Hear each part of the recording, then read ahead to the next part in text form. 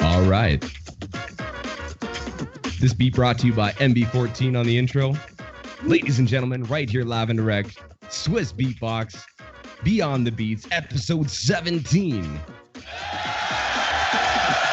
We not only have one, not two, not three, not four, but 5 of the best beatboxers in the world all here together to be live streamed right here for an interview. I'm excited to go and talk to the boys. Thank you guys for tuning in. It's your boy Scott Jackson, chilling with you guys live and direct. Thank you guys once again for tuning in. If you're sitting at home, spread this video around. Tell your friends to go and tune in. Tell your grandma to go and tune in. Anybody that wants to go and listen, learn about beatbox, learn about the Beatbox House specifically. We're going to have a good time today. So today's guest, once again, the Beatbox House. Vice World Champions, all around great dudes.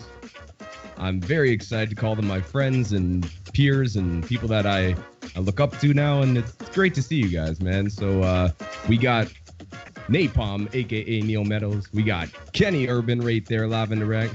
We got Amit. We got Crystalise, aka How Much Krish, aka NYC Beatbox. Oh no. And we got Gene Shinozaki, ladies and gentlemen. Spider Horse, K-Pom, A-Pom in the place to be, ladies and gentlemen. Right here, live and direct. Yo, let's do this. How you guys doing? Scott Jackson real quick.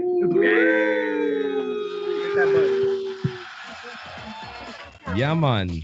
But yeah, throughout this podcast, by the way, if you guys are watching, put in the live stream some questions, and a few of them will be picked out for the end. So if you have any questions you want to ask any of the boys, put it into the comments. We'll go through that. But I don't like wasting time, so let's get into it, ladies and gentlemen. Right here, live and direct, and let's go and find out what's happening beyond the beats. Ish. So, where are the boys? Who made that track? It was MB14, dude. MB14. Be good tourist, dude. Great job. Yeah, you did a really good job. I really like that beat. Really nice. Trigger that. Huh? You triggered that outro. Yeah. That's awesome. And then you go.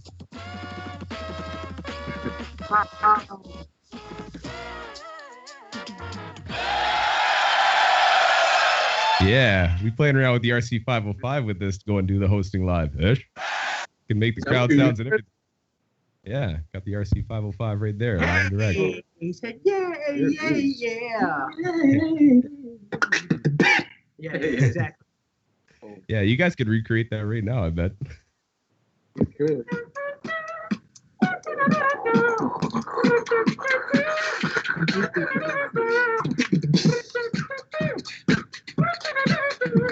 Dude, what happened? Outro.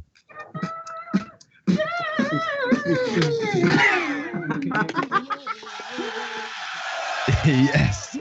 Right there, recreated off the top. But yeah, so where are the boys right now? Where are you guys at? Before we go and start off, I just want to know where you guys that you're all together during these times and have the availability to be on the same screen at the same time, not just on separate screens, but actually together as the unit that you are.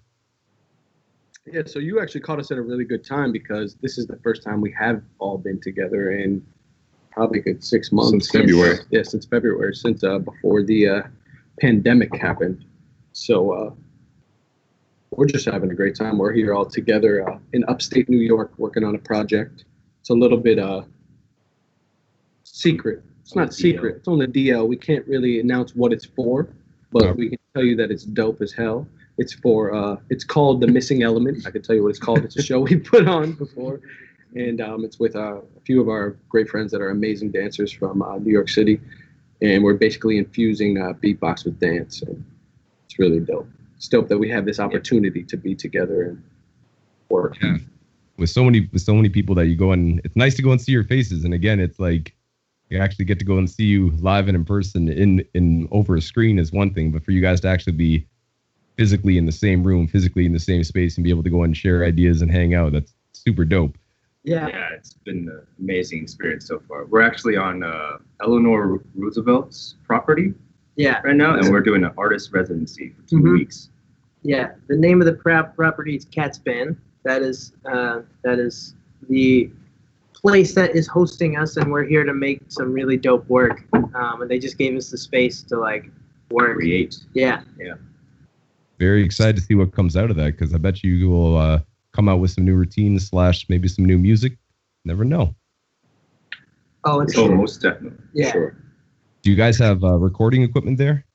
Yes. Oh yeah. We do, and that's actually our plan for this week is to start recording some stuff. So pretty dope. Very cool. Well, I usually like to start off these things by putting in a quote, and one quote that I found from Mr. Chris Solis there on the Head and Voice podcast is he said, "I just wanted to have a space where people could be themselves and feel free to feel safe. And it just so happens that they were all beatboxers." Now, that's when you were talking about creating the space when you're sitting on 44th Street in Brooklyn, New York, and created this space called the Physical Beatbox House, which was a place where people can come and all jam together, and you open up your house, your living abode, go and have people to come in and all have this space to go and beatbox, share ideas, and have mic jams and stuff. So I was going to ask you, what is the, for you as that idea, what triggered that idea for you to go and be like, okay, I have a place to live, I'm going to open it up and have an area where people can feel safe and creative and have that openness. What was it that pushed you to go and make that space? Yeah, so I think a big part of it is just how I grew up. I just like having people over. That's it.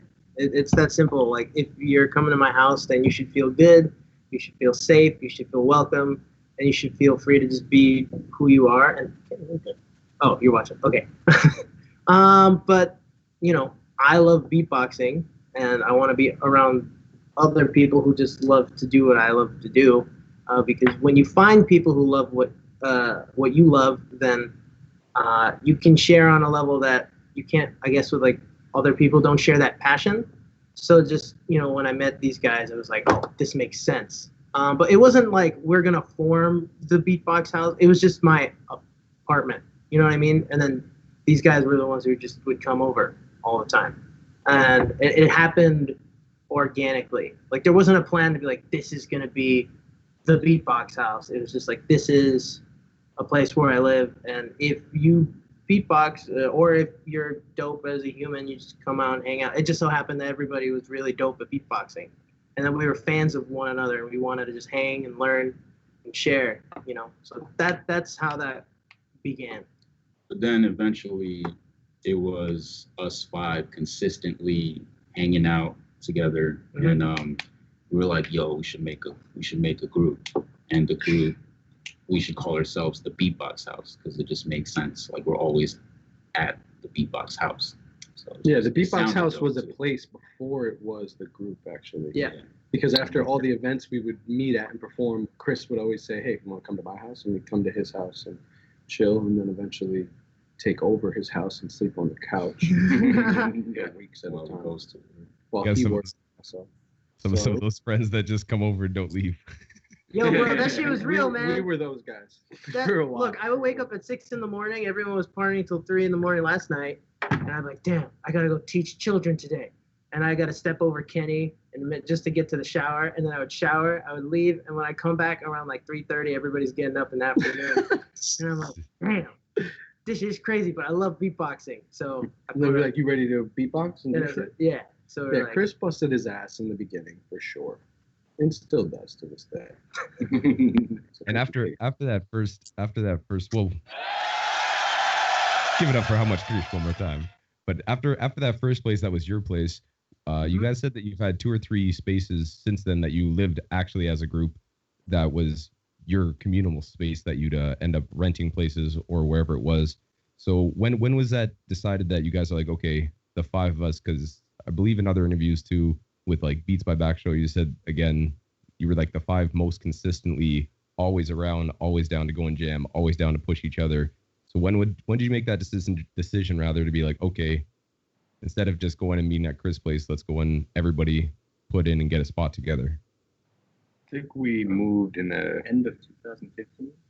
No, we moved into the place where we actually all were on the lease in 2017, I think. 2016. 16? Yeah, 'cause that was before. Basically, Yeah, the only thing that made us do that was being able to, basically. Like, we had to get to a point where we could all support ourselves off our art, because at that point, we were all full-time musicians. Chris were you still working at that time? Yeah, You were, I was teaching still. Chris was teaching, but all the four of us were just making money off beatboxing and off music, you know. So we just had to get to a point where we could support ourselves as artists in New York City. It's A lot of mostly street performing. busking. Yeah. It's mostly street performing. Yes. That's the next part of the part I was going to ask you about, because I remember seeing, you know, everywhere you guys gone, you've always done busking, whether it's Berlin, Toronto, Vancouver, New York, obviously, Boston. You've always gone out and actually done the street performing. So for people that are not like understanding of it, of what it means to be a street performer and consistently street perform, because anybody can go out, I feel, and just grab it and do it one day, but to do it day after day after day and consider it a job and continuously push that, can you kind of say what things, some major things that you kind of took away from that experience and having given yourself that opportunity to have that consistency of performing? Because I feel like street performing for me was, when I started, that was like the thing that was like, okay, you test out. If you don't figure out how to go and connect with an audience, you don't make any money. If you don't figure out how to go and actually, you know, sharpen your sword and get better with your skills, people are just like, that's just some random guy with a microphone going crazy. So, I mean, like, what did you guys take away from that busking experience, and when did you guys actually start going to busk, and how did that go about from doing it at Union Square to going consistently getting into it? Shit. Well, I think different from us, one of the best examples of what street performing can do to an artist is Verbal Ace. Yeah. Because he literally went to New York. That's kind of an example of, like, you know, if you just do your stuff the best that you can, whether it's the greatest or the worst, you just believe in it, and then it'll work, you know. And that's definitely happened with us too. There's a couple of times where we'd be street performing, sweating our balls off, and like, just, it was crazy, super hot in the subway stations. But from that, we got some of the craziest gigs we've ever had in our lives. We went to Mexico because of it. We got cool. This one gig we used to perform at like 6 a.m. called Daybreakers. We did that a couple times for busking. Crazy stuff. But We played Elon Musk's birthday party on an island in Cabo. because of busking. And that was Because because of of, actually because of Neil and I, because we just had we didn't even have business cards. We had a cardboard sign we used to have that just would put at the Beatbox House in our email. And basically we were just street performing in Union Square, I'm pretty sure that day, underground. Yeah. And we just got an email later that day, and they're like, hey, I want to invite you to Mexico. Like, party. You're like, oh shit. So it's crazy, like, just the amount of opportunities you can get from putting yourself out And there. it was kind of a necessity, because at the time, not a lot of people were looking for beatboxing. They didn't know about it. So we had to actually physically go out there and show people what's capable with the human voice, you know, and then make them think, oh shit, oh crap. we gotta hire these guys, you know. So yeah, that's how the consistency came about, I think, because we had to do that in order to make a living and book gigs, you know. Yeah. Is that something that you guys still keep up with? Not too much anymore. Well, right now we can't really do that. Yeah. I mean, obviously, I mean, like, in the future, will you guys go back and do street performing / do hits on busking? We would always like to do it. I think once we figured out how to live stream, we kind of stopped street performing. Yeah. I mean, I think there's always going to be a positive to it. Like, street performing, you're performing for a crowd that doesn't necessarily want to hear you, like you were saying before. Like, so you have to control the crowd. You have to figure out what you can do to get their attention, basically. There's a lot to learn from that. You learn what people like and don't like. And there's something good about, like, there's something that feels good about stopping someone during their day, especially in New York City. People are on the go and they're running to their job and stuff. And sometimes people just stop and listen to you. Like, we've had people listen to us for like hours before, like just hours, sit and listen to us. And that's a good feeling. And I think that's something I would like to always do. I mean, There was this one time in Boston where we would busk. We were busking like in the middle of the night, and we were taking the train back home, and we didn't have like money to pay for a ticket. No, we just didn't have a ticket. We didn't have we had the money. ticket. We just had a bunch of money. We made a bunch of money. We made a bunch of money, and then the guy that works at this train station was like, "Beatbox House doesn't pay," and he let us all in. Sick. He knew who we were, but he must have watched us for a second when we had a big crowd. Yeah. And he was like, Beatbox House doesn't pay, and we all we felt like superstars. And is there anything you can go and advise for the for younger beatboxers specifically that want to jump on and try themselves at street performing? Just do it. Yeah. Just do it. Do it. I mean, it's similar as like an open mic, I would say. Like that's what we used to do all the time at Brooklyn. Just go to random open mics and just perform, so you in front of a new crowd, testing out your material. Don't talk to strangers too much, but talk to other people that busk too. If there's like people out there playing saxophone, be like, hey, how do I do this? Where's a good spot? A good spot. Yeah. Location is everything. Yeah. I don't know if right now is the best time for street performing. Yeah, don't do it now. Well, maybe over in Europe. To our buddies maybe over in Europe. It's a little better over there. Yeah. And I think one of the most important things too, when you are busking, don't think about the money. Think about how you can bring the people in, and think about how you can best kind of, I guess the best way you can kind of throw your energy into just your performance, because anybody who's going to stop and give you that dollar, if you're thinking about that money, for some reason it just repels people, and that's a fact. And think about getting better. Yes. And getting better at your craft. And don't be discouraged in the first 10 to 20 minutes when nobody's sticking around. Everyone's just going off doing their own thing. Nobody's stopping. And you're like, dang, what's going on? Yeah. Just create You your just own gotta bubble. keep tell them some funny create stories your when own you bubble busted and just your sit in ass. it. Tell them. You What should. happened? Well, That's there's funny. been days where it's been like really tough and going on for like an hour and you make like 15, $5-6. not much. You said nothing. And then Neil comes home with $130. It's like, oh man. We would do that. We would split up in like different places and Yeah. be busking at the same time. It was Yeah. a hustle. Yeah, it's one thing that I noticed too, that I see similarities from what I did to what you guys did. And like, you do the street performing, you do the open mics, you do the stuff that quote unquote, like you get some money, but it doesn't necessarily pay the bills. And then as time goes on, more people recognize you, more people see you. And that's when you start getting actual performances out of it, like you're saying. And then now you guys are the Beatbox House, and everybody that's in the beatbox world knows you and sees you, and you're all major players, because the list of accomplishments in between all the boys is pretty incredible. Like, I was going to say, when back in 2011, I think, was the Human Beatbox Festival, was that like one of the first times that you guys met up and actually were like kind of seeing and being like, oh, you're a beatboxer? And I know that there was other championships, but when did you guys really start hanging out at Chris's place?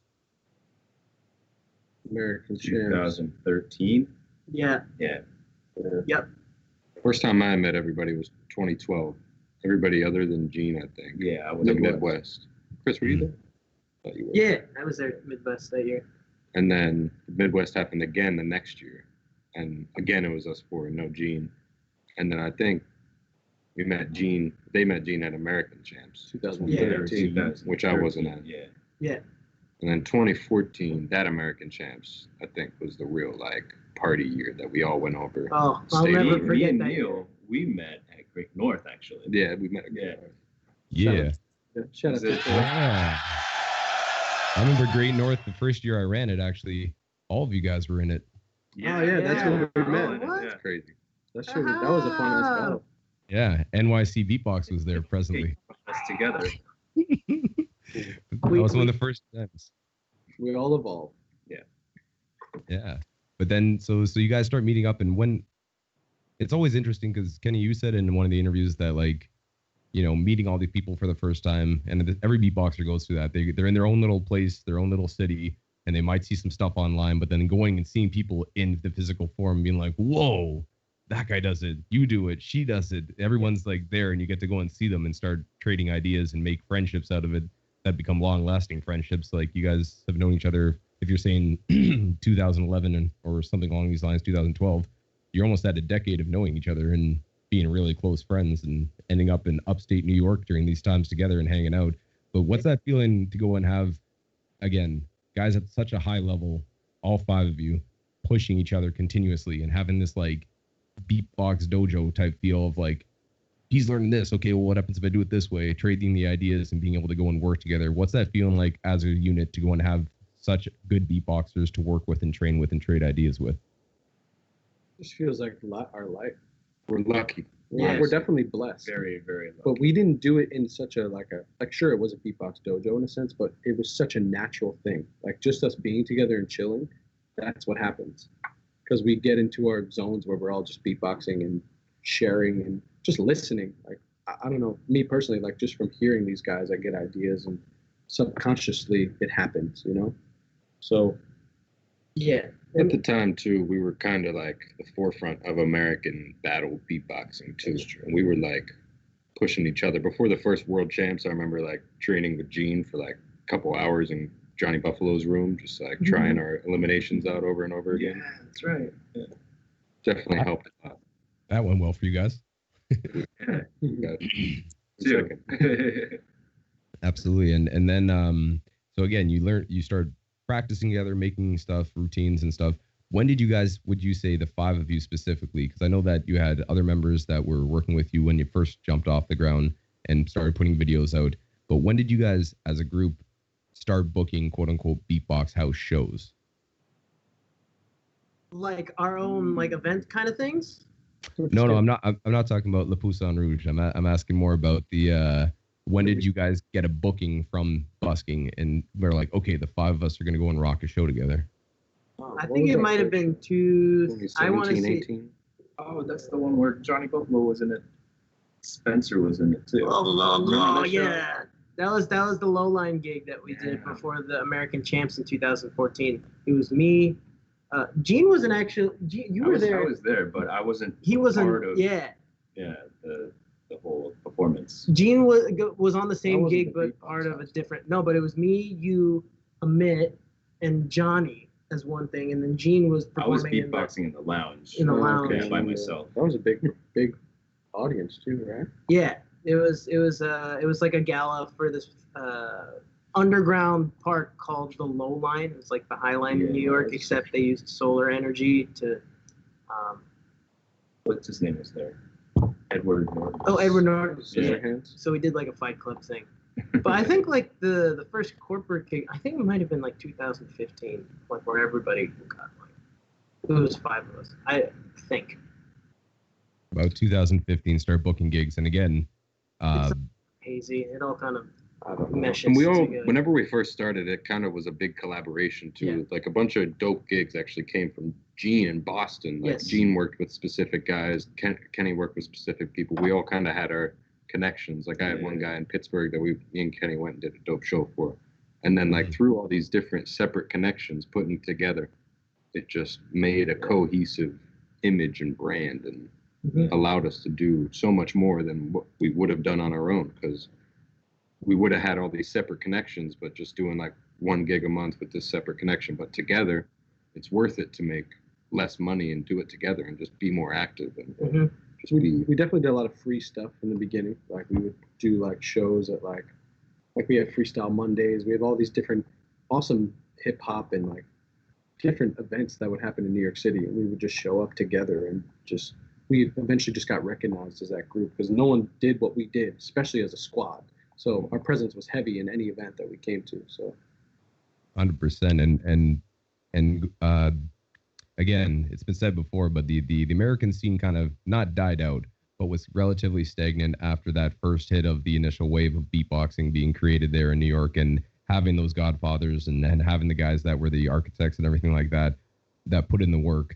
But how did it feel to go and be part of the, like, probably one of the biggest forces that go on that revitalization of the scene in America, and also slapped it up internationally? 3 years in a row, you guys repped and won at the solo Grand Beatbox Battle Championships. When Gene won, he was the first North American to go and actually win a European championship. Like, Terry came close, he came second in a few battles, but you were the first guy to go and actually take home a W for North America. So what was it like to go through the USA scene to go in and revitalize it and actually have that people in Europe specifically, where the scene is so tight and there's so many different countries that are so easily accessible to each other and exchanging ideas. But how did that feel to go and revitalize the U.S. scene and start pushing it forward and really just pushing the level of beatboxing and bringing in new ideas? Pretty awesome. Yeah. It wasn't really the intention, but I guess there was intention behind what we all saw beatboxing as, like, in the first place.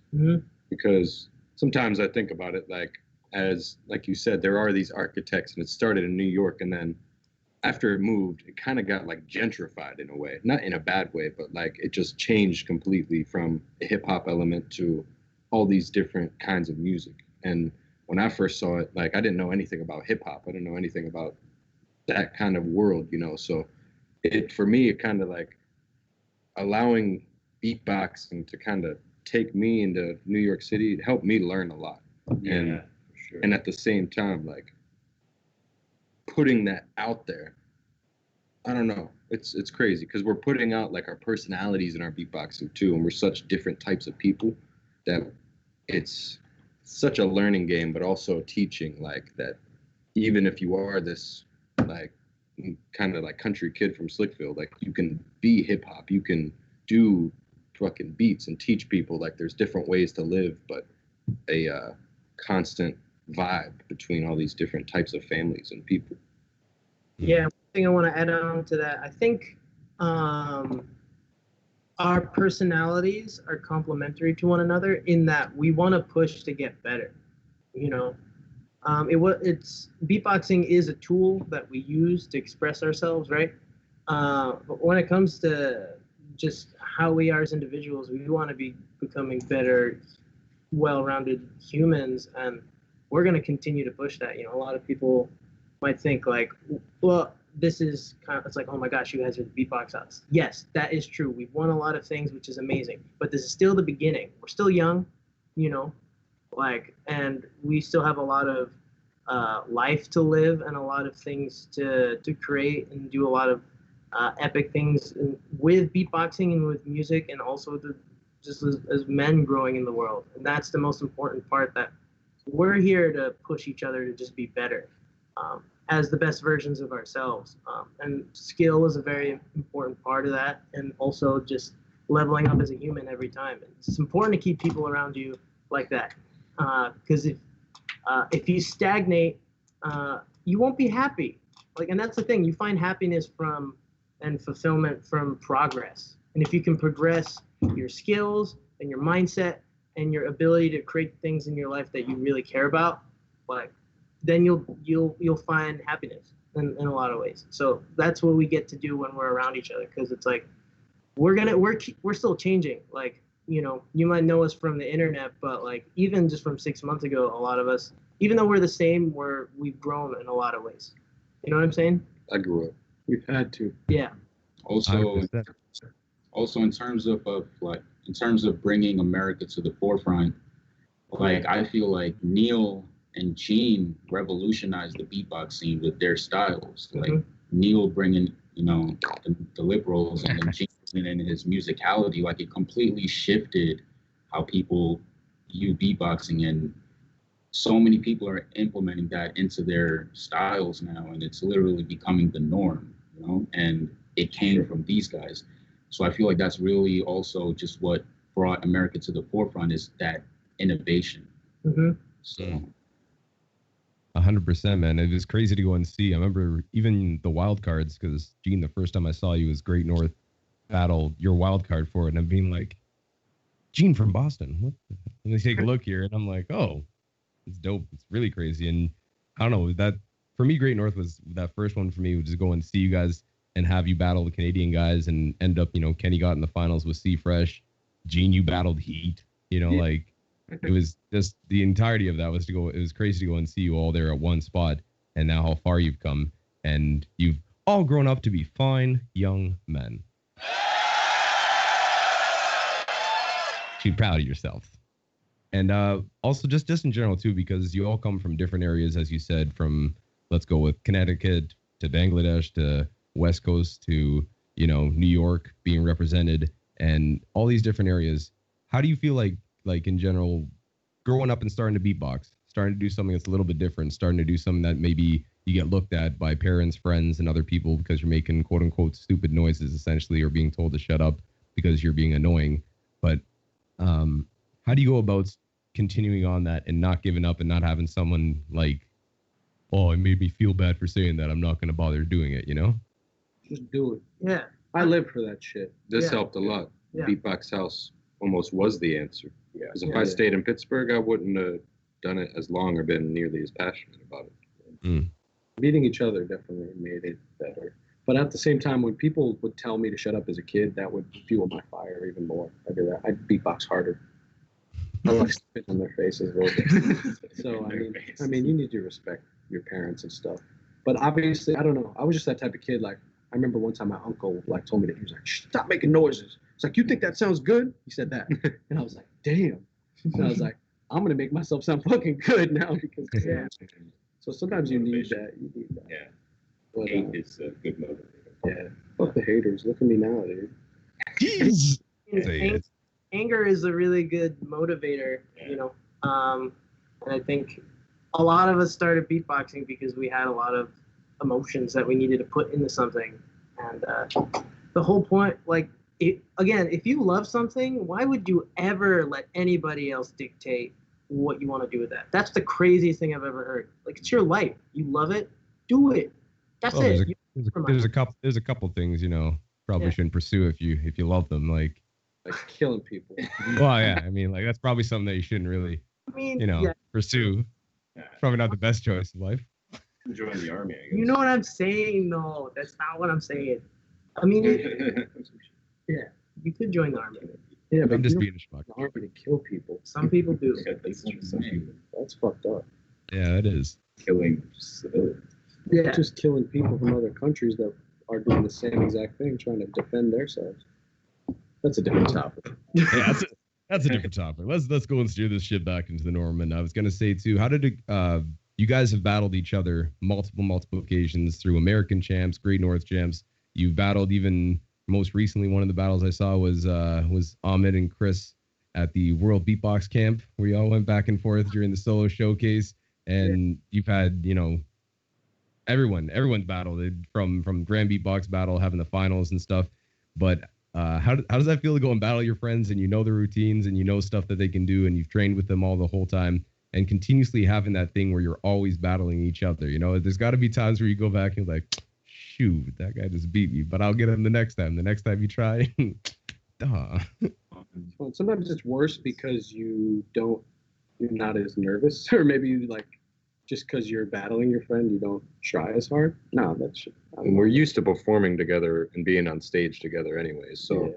it's more like we're putting on the show of a battle together rather than the heat of I want to beat this motherfucker. yeah. Like when me and Chris battled, we both were just like, yo, let's put on the craziest show.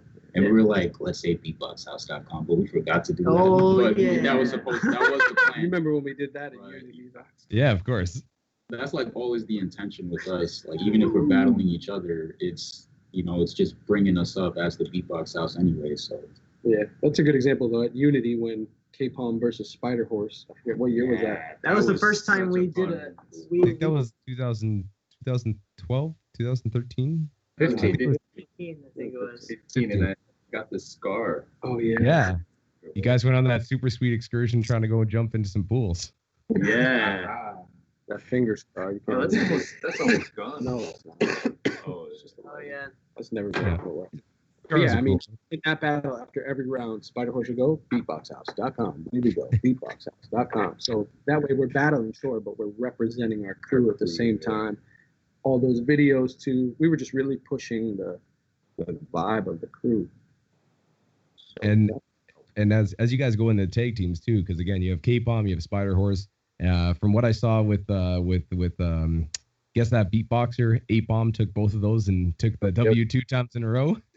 But when did you guys start? When did you realize that, like, in between, you know, Napalm Kenny, like, when did you guys realize that you kind of clicked to go and do something? And, you know, Gene and Chris, you guys felt like you clicked.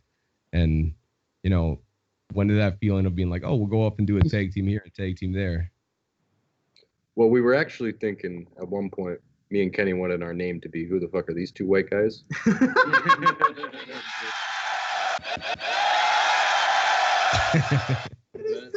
Mostly because we lived in Brooklyn, and every time we would show up in beatbox somewhere, they'd be like, "What the fuck?" They would expect it. Remember the time we were walking to the train? We were about to busk, and I had the big amp, and like, it might have been like a homeless dude or something, but he was like, "What the fuck are y'all doing with that speaker? Y'all going to a party?" And then we were like, "We are the party." And we started beatboxing. He was like, "Oh shit!" So yeah, we definitely gave some reaction. I mean, that's not why we became a group though, just because we were two crazy white folks. But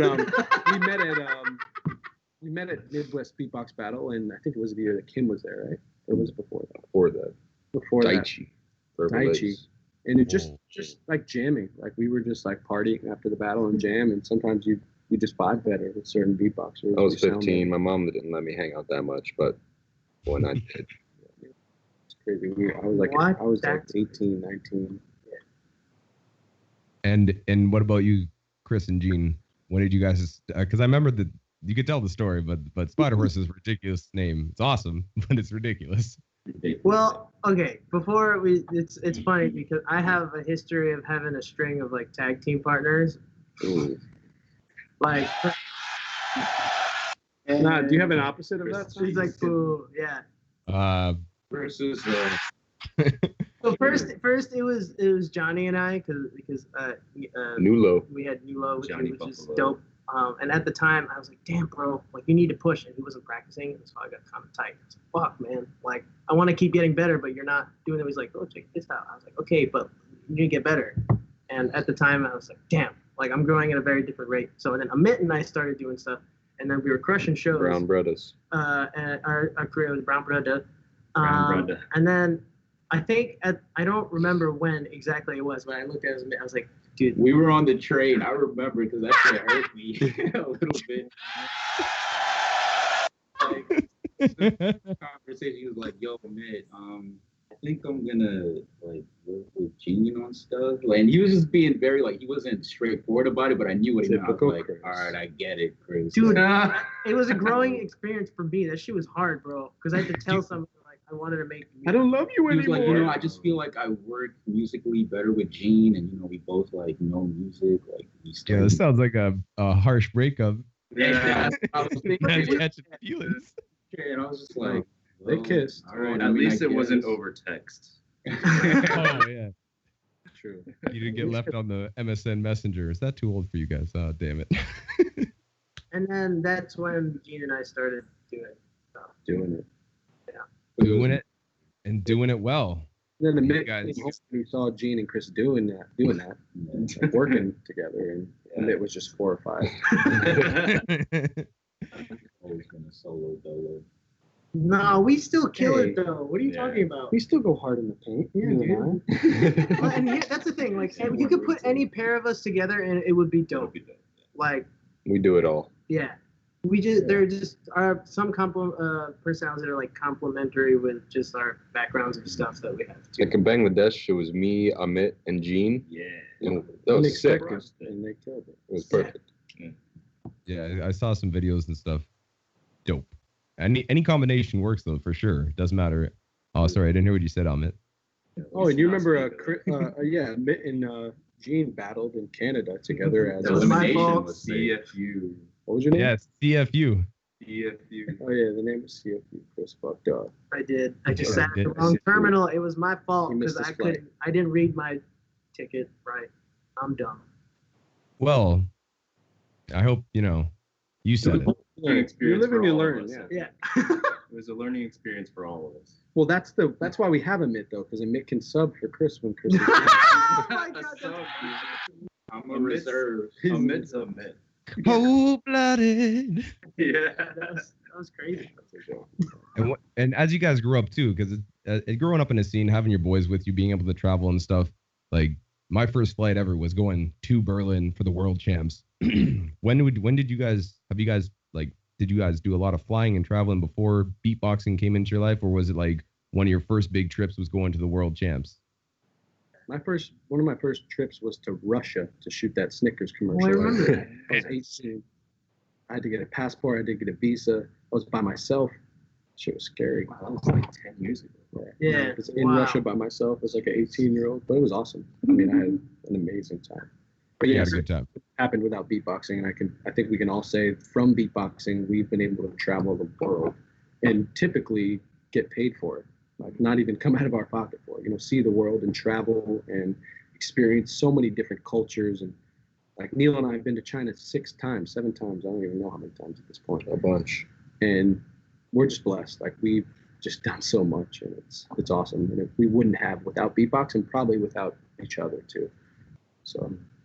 And when you go to the world champs and do so well and play so well for America, guys getting in the top 16, and over the years winning the world championships as a tag team, going and coming vice champs as a crew but how does that go and affect your career, and what does that mean for you guys to go and be able to say either world champs, Grand Beatbox Battle champions, vice world champs in the crew division? What does that do when you come back home to America? Did you get any attention from the media? Because I've heard in different places when they won stuff, they come back and no one cares. And if that happens to you, that's nonsense. They should be people, you know, people have won flip cupping competitions and they're like, have a story on the news. So I don't understand. Nothing against flip cup. I mean, flip cup is a dope game. It is. But it's just about as dope as beatboxing when it comes to who gives a fuck. Mm. Just in the terms of being a champion. Like, no, when we came back from world championships, it's not like we have cameras like, oh, you guys just won. Like, nobody cares. Yeah. I mean, but The it's all last about one we what did we was interesting because we all moved out and then went to the world champs. That's true. So we all came back to being homeless, not being homeless, but kept going back and like figuring out kind of what's next. Yeah. But it's really more about what you do with it, not Yes. the accolade itself. Like, it's not like we come back as champions and we're going to get booked all of a sudden. Like, sure, it's awesome to put on our website. It's awesome to put on our Instagram, say we just won this. Obviously, we have a bunch of clout within the communities, within the videos that we get. But it's really about what you do with it. Because you can be a world champion and then come back home and be like, all right, I'm going to train for the next one. And then at that point, you're just beatboxing to win competitions. And the competitions are awesome. Like, we wouldn't be who we are without them. But we also wouldn't be here if we didn't do more than just competitions and work together and make music and entertain people and book shows and like push beatboxing in the way it needs to be pushed outside of just battle. 100%. You guys have been putting out a bunch of music, but sorry, I'm not going to step on Chris's words. Yeah, I mean that was the big motivation for Gene and I to do the acapella open.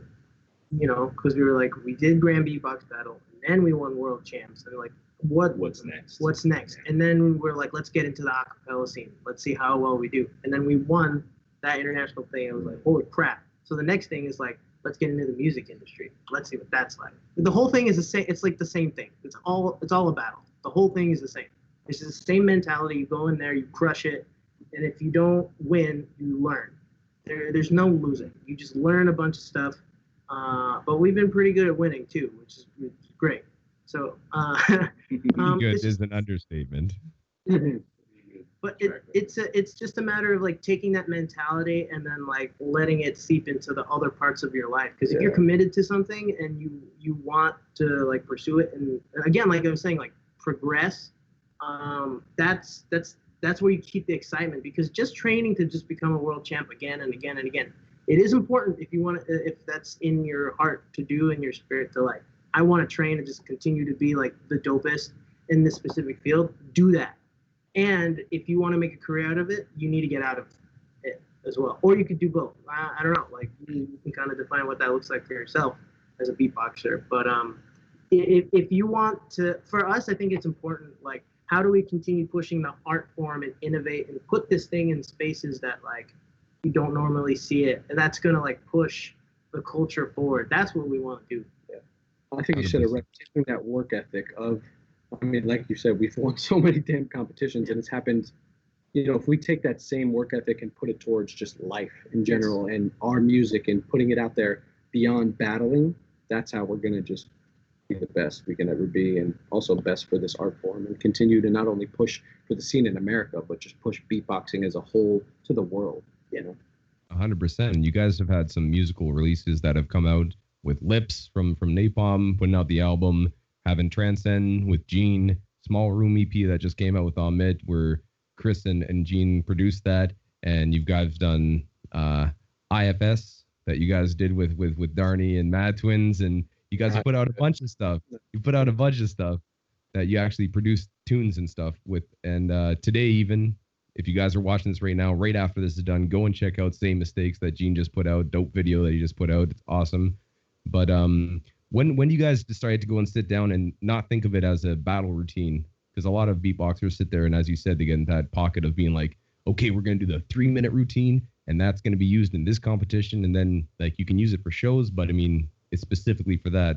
What helps you guys as a crew to go and inspire each other / move the music along and think about something musically as a piece rather than a battle piece necessarily?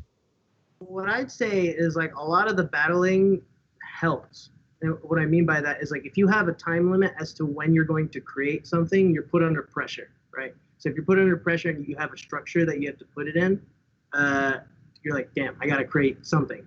And usually from that, whether it's just like 90 seconds or for Grand Beatbox battle, like 4 minutes, like those ideas usually become ideas for songs. And I think it's important to note, like, that's why battling is so important. I don't like that there's like, you should either do music or battle. Do all of it. But like everything, like I hate when people have to like, you have to pick one or the other thing. Just do both, because they're going to help you just get better.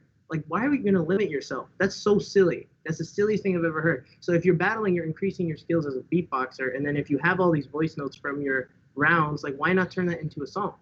And, should I be a musicality beatboxer or should I be technique? Who cares? You're making music. It's all music at the end of the day. Yeah. Like, just stop thinking about it so hard. Just go do it. Go practice. That's it. That's the end of that. You know what I'm saying? Like he said, incentive.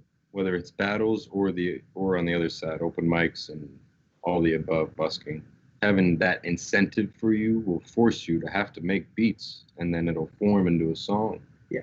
But also listen to music, learn a little bit about music before you start. Very well said. Don't just watch beatboxers. Yeah. And sometimes what we would do is when we would be chilling together, we would just be listening to a lot of music, a lot of tracks, and then we would try to like replicate it together.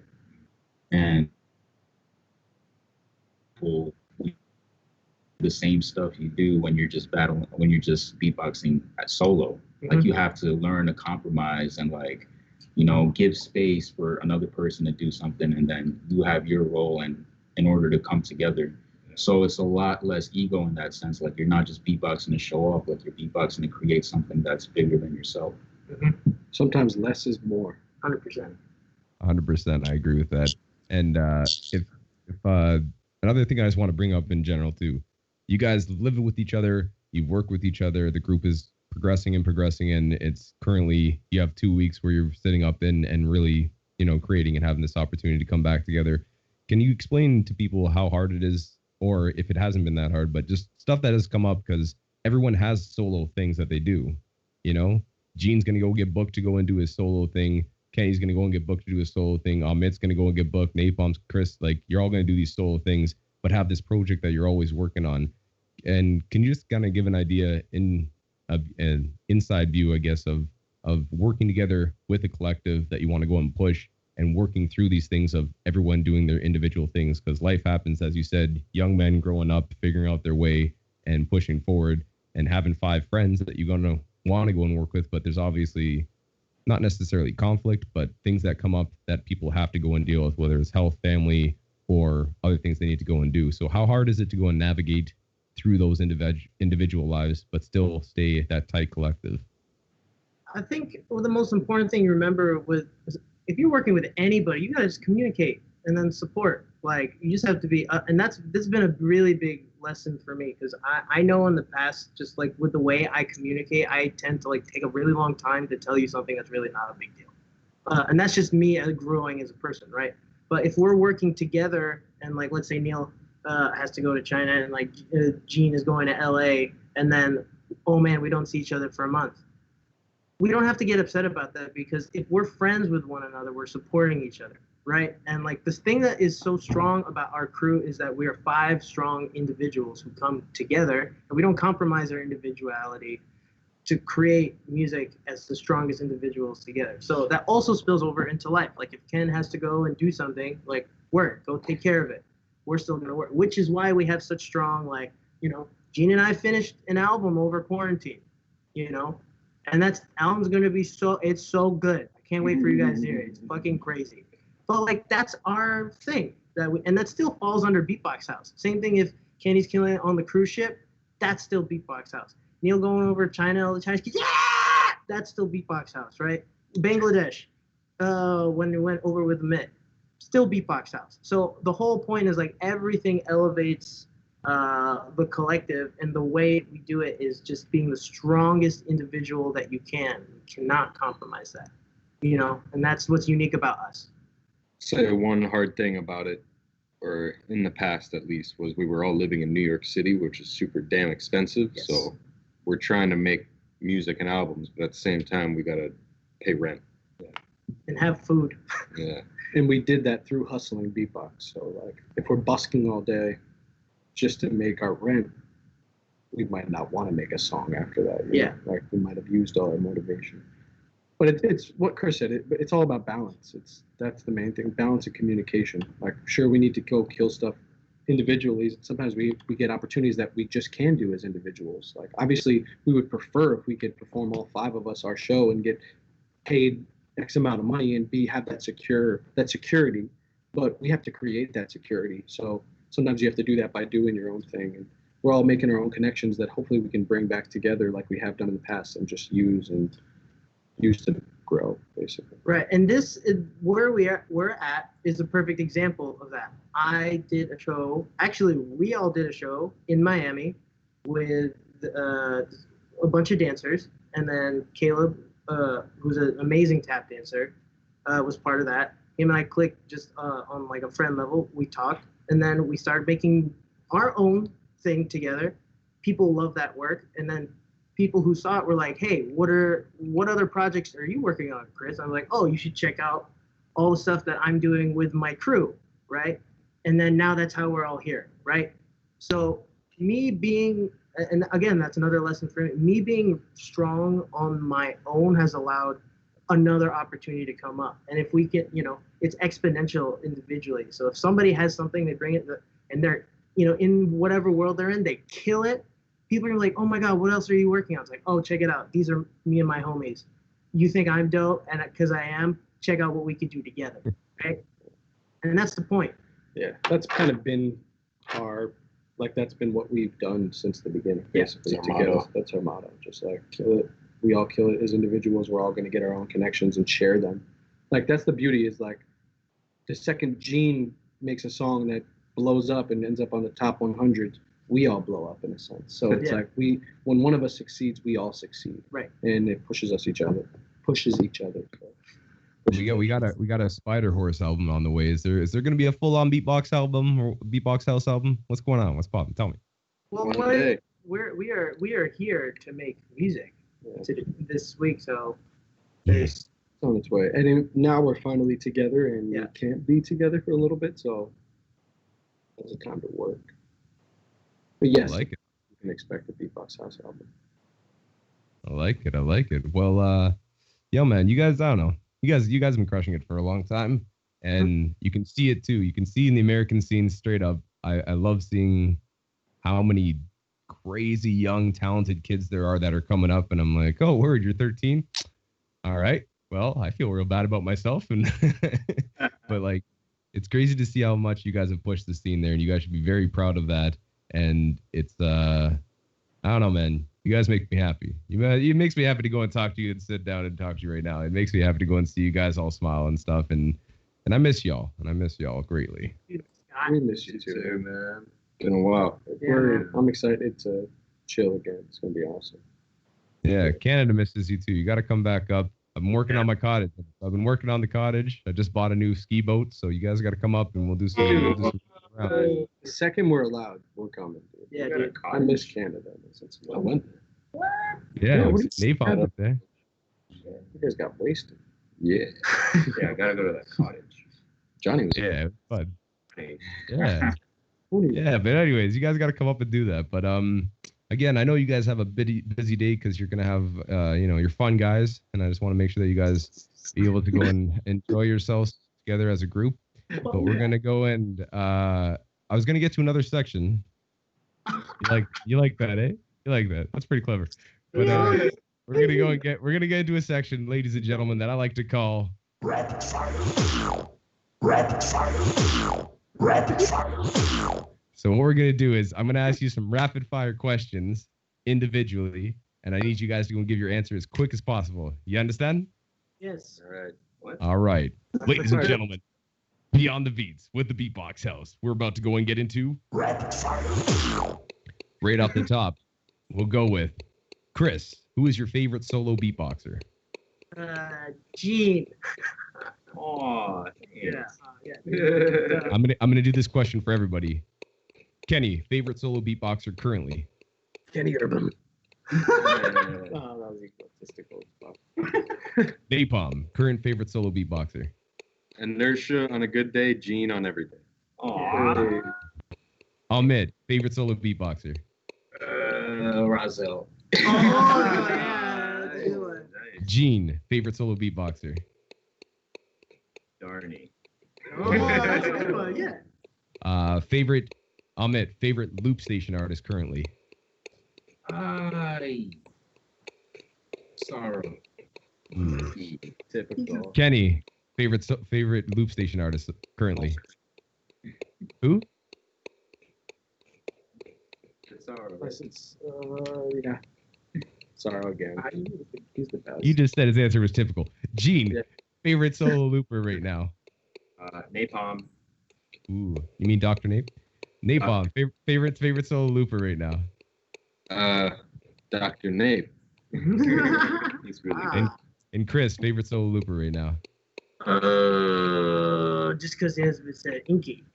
To be fair, I haven't listened to any solo loops. I like Christoph a lot too. Christoph is that newer guy that's been out from Hungary, I think. Yes, Sick. representing for 7 seconds. Look, guys, awesome.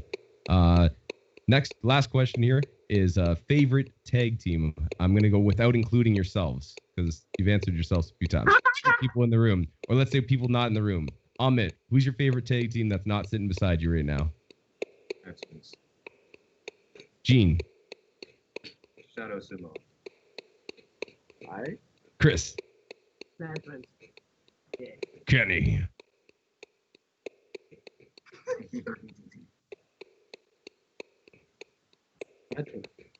Oh, Mad Twins. thank you, Napalm. I think Mad Twins are the best, but I don't think they're my favorite right now. I like a lot of the Japanese teams these days. Super creative. Yeah, they're really good. Like who? What are their names? Um, The Sound of Sony? No, not Oh, no, yeah. not Sonic. They're good. God, they were- they- Rofu. Rofu is really good. sick. And the Super Oh, Musical I love ones. Rofu. What about the Rofu's music dope. names? All right, in between all of you guys, who is the best Smash Bros player? Neil. Come on. All right, who's the best Call of Duty player? Probably. That's Kenny. Who's the best tabletop tennis player? Ping pong. Yeah. That's Amit. Who's the best flip cup player? I don't know. Yeah, I'm nice. Maybe at that. Kenny's from Connecticut. I'm white. Depends. Connecticut. When you guys were living together, who is the best cook? Ooh. When we were living together, probably Kenny. Yeah, probably Yeah. Kenny. Okay, then let's rephrase that question. Right now, who's the best cook? Neil. Neil. Oh, Started Yep, in yep. quarantine a lot. if you guys right now, you're allowed a topping each, and you have to make a pizza together. Kenny, what are you putting on that pizza? Classic pep. Neil, Onions and garlic. Oh, man. You can't eat. all of it. Mushrooms and You said one topping. okay, mushrooms. Gene. Pineapple. Damn it, Gene. Fuck. Chris. I was gonna say ranch or bacon. Ranch topping? Yeah, like a chicken bacon ranch. That would be good. But there's no That chicken. sounds really good. But pepperoni, pineapple ranch? That Making seems me really really hungry. good. All right, next question. If you guys were the Ninja Turtles, which Ninja Turtle are you? Leonardo. Okay, Kenny's Leonardo. I don't. Master Splinter. Yeah, That's just Splinter. you do look like a mouse. I guess I'd be You're who? Although Who's Ronaldo? playing some soccer. Wait, isn't it? No, we got Raphael. Yeah. We got Michelangelo, Donatello. Kenny said he's Leonardo. Oh, I'm Michelangelo. Any Wait, I'm the difference red in guy their with these two personalities? things. I don't remember Yeah, dude. well enough. Am I Dude. referencing something that's making me old? Gosh. darn No, it. no, no. We all saw it. It's It's just just our Maybe memory not sucks. Neil. personalities and the names. I don't know. Yeah. Yeah, we just forgot. I'm the red one. You're the red one. That's Raphael. Okay. I'll be the blue one. You're Leonardo. Like Power Rangers or Transformers. we're Avengers. All right. Or the Avengers. Okay, let's go with that. Let's go with that for the second last question. What Avenger are you? I'll go with Chris. What Avenger are you? Shit. Probably Spider-Man. Shut up. Yeah, dude. Of all of them, are you kidding me? Why? It's true. I mean, I love Spider-Man. Personality-wise, I think that makes sense. Yeah, because you're From kind Queens. Yeah. All right. Kenny, what Avenger are you? look like I could be Captain America, but I'm not. I would be Wolverine, but he's not in that universe. He will be. He will be. What do you guys think? Wolverine. Silver Ranger. The silver. K-Pom, who are you? What Avenger are you? Captain America. Yeah, he is. What about you? Ahmed. The Silver Iron Man. Don Cheadle. Don Cheadle. Don Cheadle. Oh, War Machine. That's not his War name. Machine. War That's Machine. Yeah. He's like War Sub Machine. Avenger. War Machine. What about Eugene? What about Eugene? Doctor Strange. Yeah, that's Oh. back. That's a fact. Maybe I And- would. Or Robert Downey Jr. My last question, though, and this one I want you guys not to think about and try to answer. We'll go with Gene first. If you were not doing beatboxing or music, what do you think you'd be doing right now? Oh, Jerking it. counting. Sure. You'd be what? I mean, that's happening regardless. You know what? Either We're gonna way. end that right there. Those are rapid fire questions. End on the answer. If they weren't beatboxing, that's what they would be doing. Rapid fire. Sure. That's it. All right, now we're gonna get into a section with questions from My friend Papuni. My friend Papuni. My friend Papuni. wants to know a few things right here. All right, My friend Papuni. wants to know first of all, when are you guys recording a shout out for SBX? Whenever. When they ask us, Yeah. Well, he's asking you right now, vicariously through me. We can make one. we can make one Yeah, this we week. can make one, dude. You want All right. one? You guys heard it right here. If you guys want one, make sure you put that in the message. Send them some messages. But got a Beatbox House shout out coming soon to SBX. Another question from My friend Papuni. My friend Papuni. would like to know, will you ever consider doing an artist week with SBX as a crew?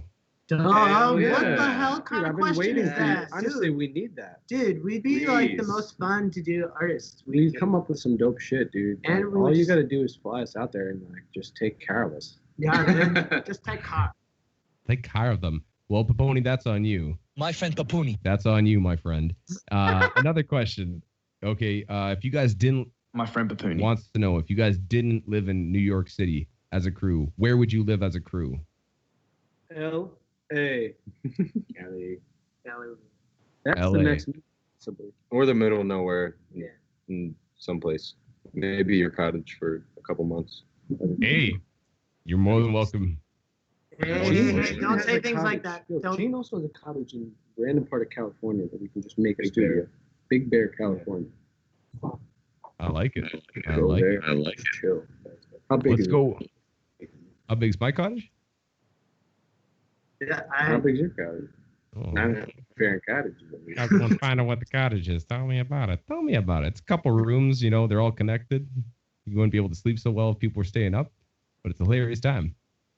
Another question from My friend Papuni. he wants to know, because will you guys ever consider going back? Because now the Grand Beatbox Battle is Grand Beatbox Battle World League, so you can become world champion of said league. Will you guys ever consider coming back to battle solo in that division? I am. Yeah. Here it Neil is. is. Either than you. Well, I'm judging this year, so I can't. Yeah. I mean, yeah, I would consider it for sure. I mean, that's not really what I most care for right now as an artist and a human. I don't really care to win that, but at the same time, obviously, it would be awesome and wish me as a human and all of us. So never say never. Yeah. But it's definitely my priority would be to push the music first and my name as an artist. But obviously, now with the Grand Beatbox Battle, the amount of views you get and the video quality and everything, it's a great way to just, like, you're getting so much content just being in that competition. So it's worthwhile. And on that same note, My friend Papuni. wants to know, will you guys jump into the crew battle for Grand Beatbox Battle World League? They're starting it this year and they're going to continue it. Is that something you'd like to do? We'd consider it. We'll see how it progresses, their whole system, and how they do the crew battle. Yeah. If it's worth it for us one day, why That not? makes sense for us, then why wouldn't we do it? We know we're going to have to win, though. We're going to have to do it. All right. Those are questions from my friend Paponi. And now, people that have been watching the live stream, here's some questions from the audience. We're going to go and just pick the random one right here. Is individually, we'll go around the room starting with Amit and then going around. Amit, then Gene, then Kristen, just so that people know. What is your favorite beatbox sound currently?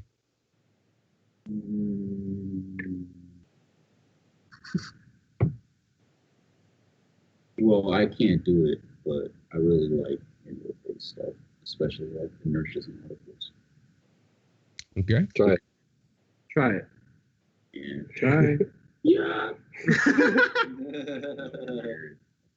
Gene, favorite sound currently? I also can't do it, but I love the double voice.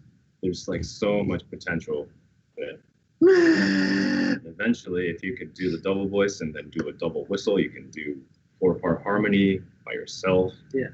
You know, you'll be doing jazz chords. Jazz.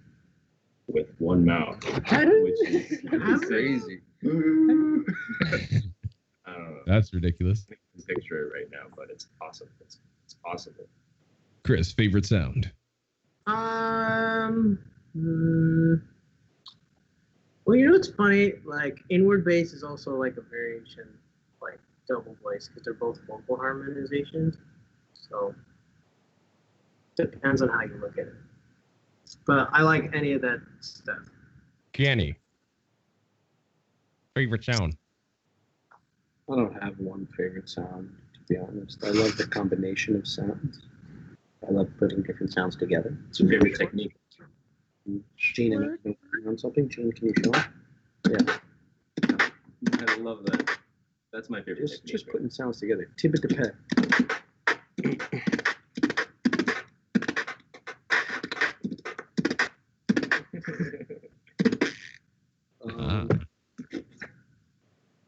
And Napalm, what's your favorite sound currently? I don't know. It's kind of like, yeah, a good inward bass is the best bass out there probably right now, for sure. But yeah, I've been doing like a lot of like sip stuff, sipping it up. Different like Air. Yeah, I like air. I would say I What like a air air sounds. it's like not straight up what's that called? Inward drag. It's like a more suction type of inward drag with your lips.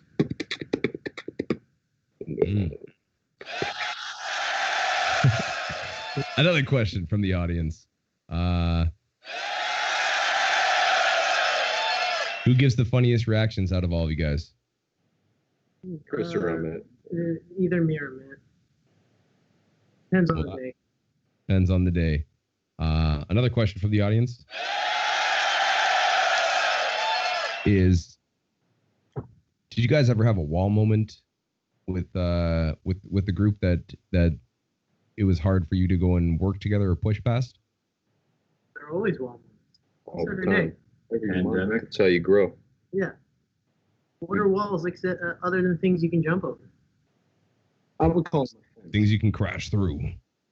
Yeah. Or No. crash through because you Yeah. can't really. I mean, yeah, we constantly had things we had to overcome. Basically.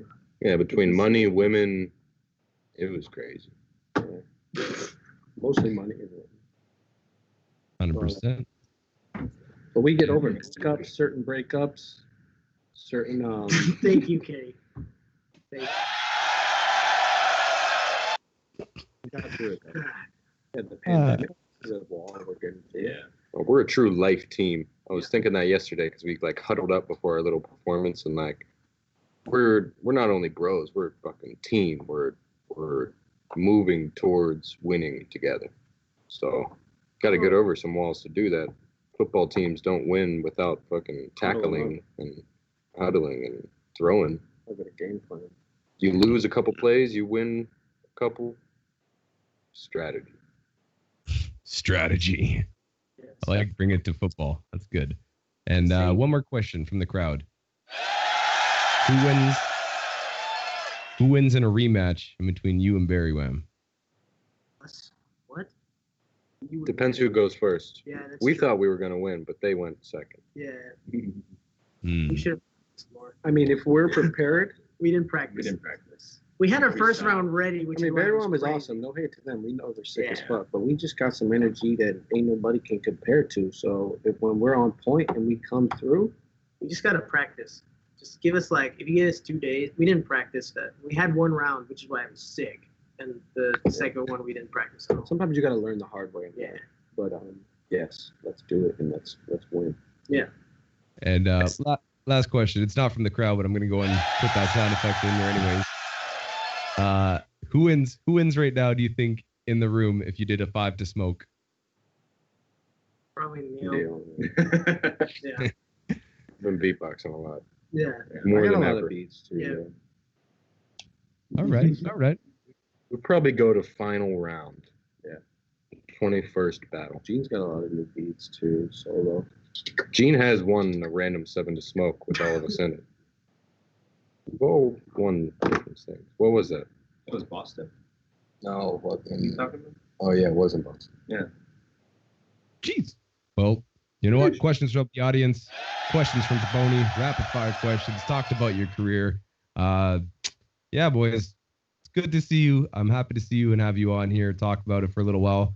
And again, I know you have a busy day scheduled, so let's keep it nice and tight and see. Would you be willing to drop some beats for the people that are watching live and direct right here on Beyond the Beats? Yeah, we'll drop some beats, and we also got a homie here with a special guest that might do some dope stuff too. You might have seen him, the ghost walking across the room. I saw a figure walking past there. But ladies and gentlemen, with the Beatbox House coming at you live and direct, start that beatbox up. I say the 3, y'all say the 2, and the 1 in 3.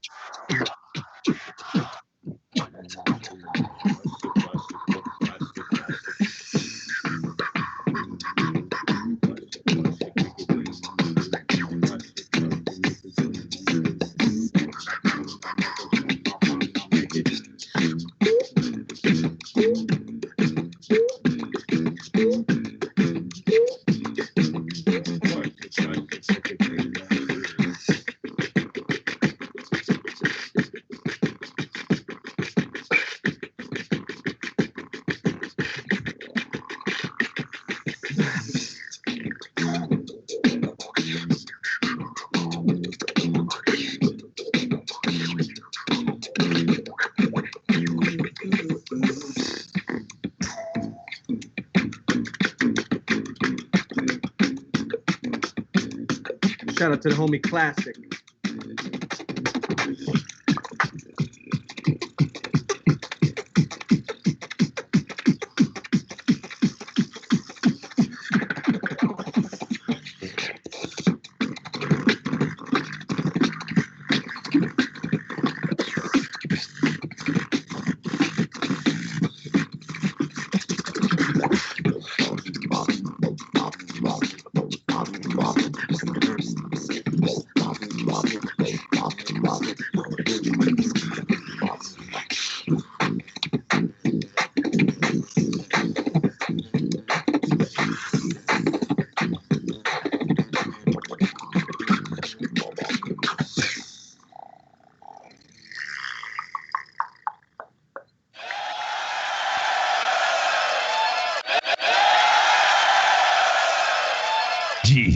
Shout out to Classic in the background. Whipping it. Check Yeah. him out at Classic Official. Classic with a K. Classic with the K official. Is he the am I wrong? Is he the gentleman that was in that video you guys shot with Yak Films back in the day? Yes, it's Felby. Rooftop on that NYC. Good to see you. Good to see you, brother. Much love, as always. Much love from Canada. Yeah. Yeah. But boys, came, smashed, crushed it, killing it, going out there doing your big. Is there anything you guys want to talk about in general? And just, I don't know, shoot. Keep shooting for the stars, boys. If you're watching this, you're here for a reason, because you're watching us do what we do. And, you know, we're still, look at, you say all these great things about us, Scott, which, you know, most of them are true. I'm not gonna lie. But we're still figuring it out, too. We're just a bunch of dudes figuring it out on the way as well. So nobody's perfect, but you're all worth it. You know what I mean? We all got new music coming out. It's been quiet. It's been tough the past 6 months, but we are still working. We got a bunch of dope shit. We're working on the show. They got new albums. We all got new music coming out. So subscribe to all of us. Gene, Amit, Chris, Kenny, me, Classic, Beatbox House, Spider Horse, Missing Element Show. And you're going to see a lot of dope stuff coming out. We're coming back hard. This quarantine, this COVID hasn't been easy for any of us, but it's just more of a reason for us to come back together and help each other grow. Whether that means just us or you guys too, or you with your families and friends, work together, collaborate, and do what you do best. We're just a good example of it. That's all. 100%. Chris is making people look like they're about to tell a ghost story. Yeah. Ooh. All right, yo, one last one for the road here. Just I'll end off on a positive note, but like, when living together and whatever else, what's the best prank that anybody pulled on each other? Prank? I don't know if we did pranks. Amit, I whole life. pulled Chris's pants down and he slapped the shit out of me. Like he pushed her to wiener out of his pants, pulled him down, pantsed him. it was And just Chris a got so pissed, he smacked him in his face. Turned around. it was a reaction. And the man was like, "Oh, you slapped If me." you, it's just if you get me. I'll Best thing slap that the shit happened. out of you. Not on purpose. It just happened. One messed up thing that happened at the YouTube studio battle. It wasn't really a prank, but C Fresh was like coming back into the house and we were all sleeping. And when he opened the door, it hits this table and the table falls over and smacks Amit right in the face. We had to go to the hospital. You could still see the scar. He was slit open, bleeding. Yeah. But the Shout out craziest thing is he was a Secret. centimeter from cutting his eye, which means he would have been Berywam. permanently blind. Berywam. Which might have helped his career, so it's not too late. You want me to stab you? Oh, It kind of seems like almost on the short end of the stick, you're getting slapped around a lot. Yeah, right. He likes It's to- just about me, poor guy. you like getting Yeah. smacked around.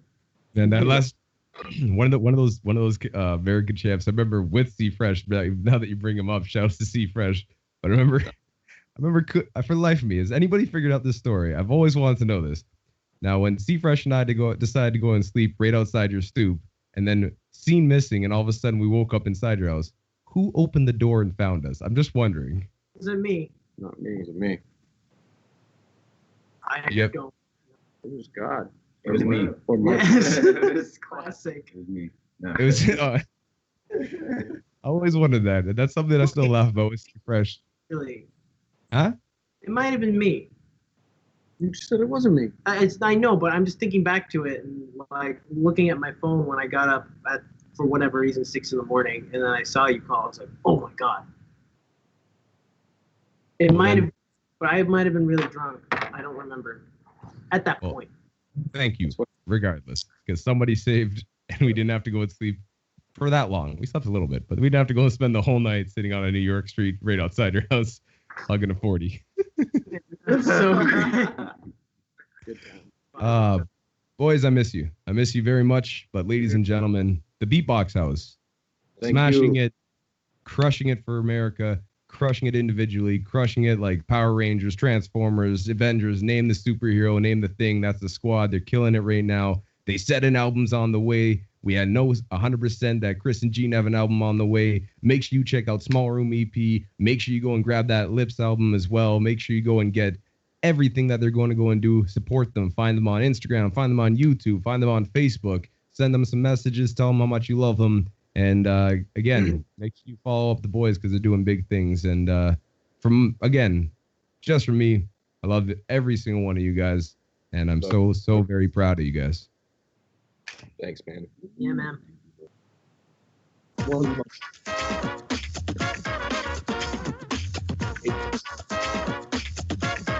Right here live, ladies and gentlemen, the Beatbox House. Thank you very much for tuning in. Kenny, give it a little smell, a little shake. Ooh, ooh. Once again, we got Napalm, Ahmed, Kenny Urban, Chris Elise, Mr. Gene Shinozaki, Classic in the background, actually showing us how to dance because we're just waving our hands around and stuff. Do some voguing. I don't even know. Ooh. Jeez, that samba going. At the end of the day, check out thebeatboxhouse.com. Find out everything you know. Guys, I miss you. I'm going to go and end off on that. Thank you for jumping on here. Beyond the Beats, episode 17. We're back next week. All that good stuff. But make sure you follow up the boys. Send them some love. And look forward to new stuff they're releasing. And that's all you got to know. Aside from that, thank you for having us, Scott Jackson, out on this. We're going to end like this. Back on it. Screwing with you. We're not done yet. No. Oh. Anyways, you guys enjoy yourself. Time in the forest. I'm going to end like that, though, for real. Right here live. And that's time.